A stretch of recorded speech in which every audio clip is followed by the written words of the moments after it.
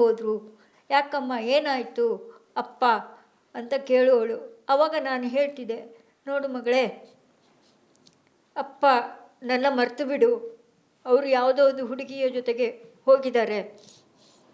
ಇವಾಗ ನಾನು ಆ ಹುಡುಗಿಯ ಬಾಳನ್ನು ನಾವು ಹಾಳು ಮಾಡಬಾರ್ದಲ್ಲ ಮಗಳೇ.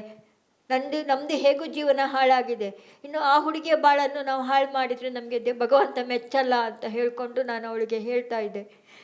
ತುಂಬ ಇದು ಹೋಗಲಿ ಬಿಡಮ್ಮ, ಆಯಿತು, ನನ್ನನ್ನು ನೀನು ಚೆನ್ನಾಗಿ ನೋಡ್ಕೊಳ್ತಾ ಇದೆಯಾ, ನಿನ್ನ ಕೈಯಲ್ಲಿ ಆಗುವಷ್ಟು ನಿನ್ನ ಕಷ್ಟ ನನಗೂ ನೋಡೋಕ್ಕಾಗ್ತಾ ಇಲ್ಲ ಅಮ್ಮ ಅಂತ ಅವಳು ಹೇಳುವವಳು.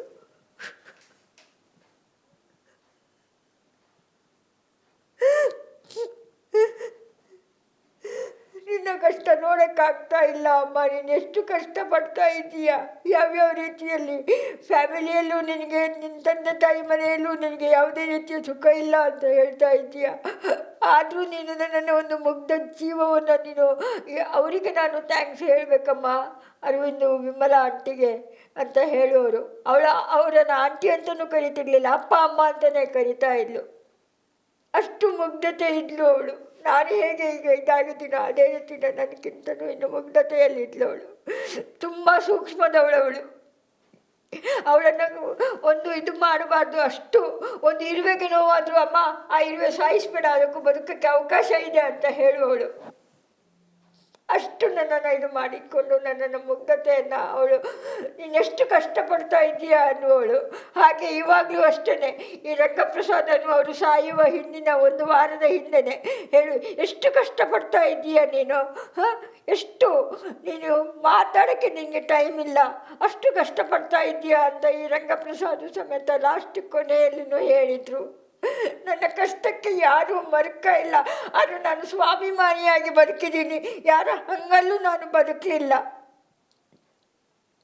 ನಾನು ಕೇಳ್ತಾ ಇರೋದು ಅಷ್ಟೇ, ನನ್ನ ಮಕ್ಕಳ ಆಸ್ತಿ ಸಿಕ್ಕಿದ್ರೆ ಕೊಡಿ ಅಂತ ಕೇಳ್ತಾ ಇದ್ದೀನಿ. ಅದು DNA ಮ್ಯಾಚ್ ಮಾಡಿ, ನಾನು ಬೇರೆ ಯಾರನ್ನೂ ಇಲ್ಲಿ ಆರೋಪಿಯನ್ನಾಗಿ ನಾನು ಹೇಳ್ತಾ ಇಲ್ಲ, ಯಾರನ್ನೂ ಆರೋಪ ಮಾಡ್ತಾನೂ ಇಲ್ಲ.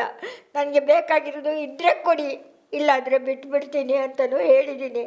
ಅದಷ್ಟು ಬಿಟ್ಟರೆ ಅದು ನನ್ನ ಸಿಕ್ಕಿದರೆ ಹಿಂದೂ ಸಂಪ್ರದಾಯದ ಪ್ರಕಾರ, ಸನಾತನ ಹಿಂದೂ ಸಂಪ್ರದಾಯದ ಪ್ರಕಾರ ಅವಳಿಗೆ ಏನು ಯಾಕೆಂದರೆ ಅವಳ ಆತ್ಮ ನನ್ನ ಮನಸ್ಸಲ್ಲಿ ಕೊರಿತಾ ಇದೆ, ಇವಾಗಲೂ ನನ್ನ ಮನಸ್ಸಲ್ಲಿ ಕೊರಿತಾ ಇದೆ.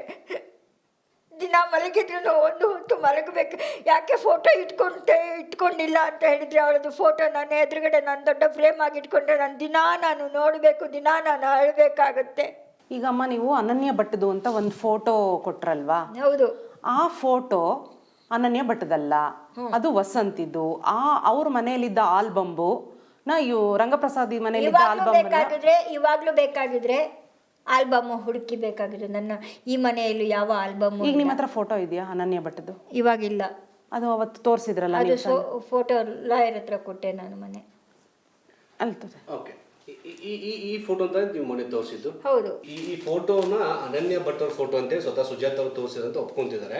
ಮೇಡಮ್, ಈ ಫೋಟೋ ತೋರಿಸಿದ ನಂತರದಲ್ಲಿ ಒಂದು ಆರೋಪ ಬರುತ್ತೆ, ಇದು ಇವರು ವಸಂತಿ ಅಂತ ಹೇಳಿ. ಈ ಫೋಟೋ ನಮ್ಮ ಸ್ಕ್ರೀನ್ ಅಲ್ಲಿ ಕೂಡ ನಾವು ತೋರಿಸ್ತಾ ಇದ್ದೀವಿ, ಈ ಫೋಟೋನೇ ವಸಂತಿ ಅಂತ ಹೇಳಿ. ಇದಕ್ಕೆ ಪೂರಕವಾಗಿ ಇವತ್ತು ಅವ್ರ ಬ್ರದರ್ ಹೇಳ್ತಾರೆ, ವಿಜಯ್ ಅನ್ನೋರು, ನನ್ನ ತಂಗಿಯ ಫೋಟೋ 2-3 ಇದಾವೆ ಅಂತ ಹೇಳ್ಬಿಟ್ಟು ಈಗ ನಮ್ಮ ರಿಪಬ್ಲಿಕ್ ಕೂಡ ಕೊಟ್ಟಿದ್ದಾರೆ. ನೋಡಿ, ನೀವು ತೋರಿಸಿರಲ್ಲ ಫೋಟೋ, ಆ ಫೋಟೋ ಇದೆ ಅಲ್ಲ ಸರ್, ಇಬ್ಬರಿಗೂ ಹೊಂದಾಣಿಕೆ ಆಗುತ್ತೆ. ಇವತ್ತು ಮಡಿಕೇರಿರುವಂತ ಅವ್ರ ಬ್ರದರು ಈ ಫೋಟೋ ಅವ್ರು ನನಗೆ ಯಾರು ಗೊತ್ತಿಲ್ಲ ಸರ್. ಒಂದೇ ರೀತಿ ಇರಬಾರ್ದಾ ಹಾಗಾದ್ರೆ?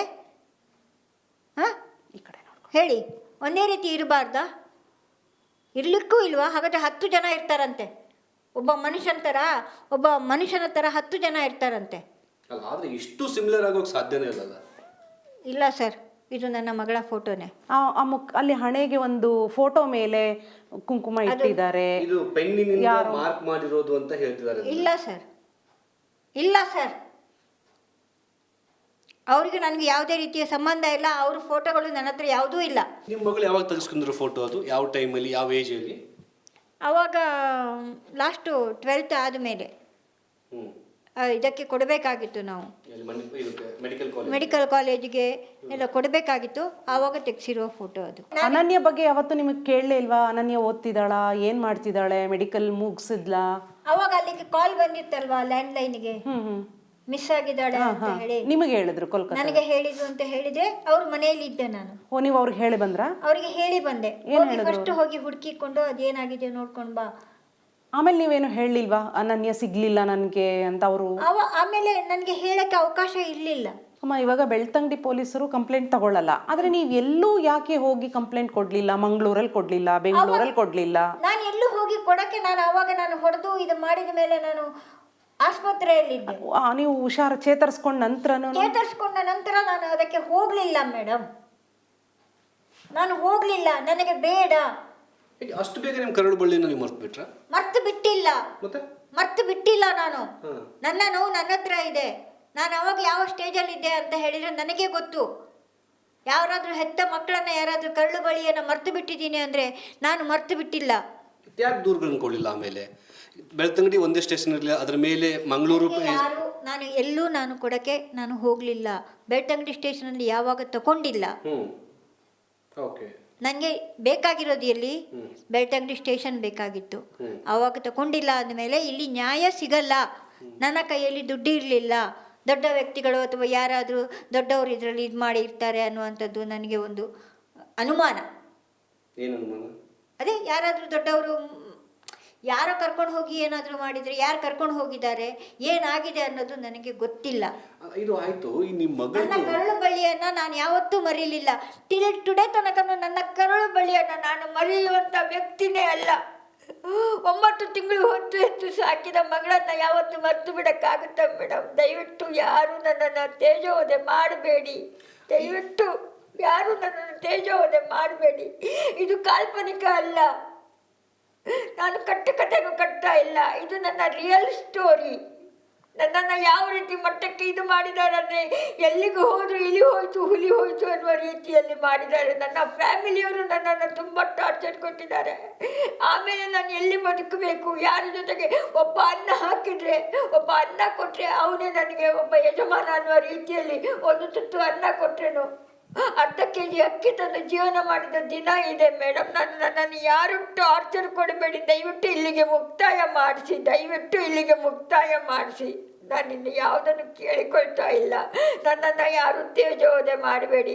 ನಾನಿರೋದು ಒಂದು ಸಣ್ಣ ಫೋಟೋವನ್ನು ಇಟ್ಕೊಂಡಿದ್ದೆ, ಅದನ್ನು ನಾನು ಇದು ಮಾಡಿದ್ದೀನಿ.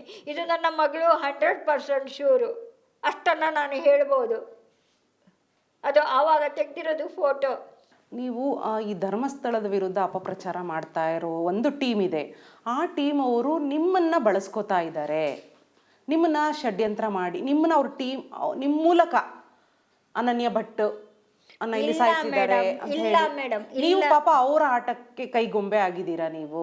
ಇಲ್ಲ ಮೇಡಮ್, ಅವ್ರು ಯಾರು ಅಂತನೂ ನನಗೆ, ನಾನು ಹೇಳಿದ್ನಲ್ಲ ಯಾರು ಇದ್ದಾರೆ ಅವರು, ಗಿರೀಶ್ ಮಟ್ಟಣ್ಣ ಅಂತ ಹೇಳಿದ್ರಿ, ಅವರೆಲ್ಲ ಯಾರೂ ನನ್ನ ಸಪರ್ತಿಗೆ ಇಲ್ಲ. ಯಾರೂ ನನ್ನನ್ನು ಇದು ಕಾಂಟ್ಯಾಕ್ಟಲ್ಲಿ ಇಲ್ಲ. ನಾನು ಹೀಗೆ ಅನಾಮಧೇಯ ವ್ಯಕ್ತಿ ಬಂದದನ್ನು ಯೂಟ್ಯೂಬಲ್ಲಿ ನೋಡಿಕೊಂಡು ನಾನು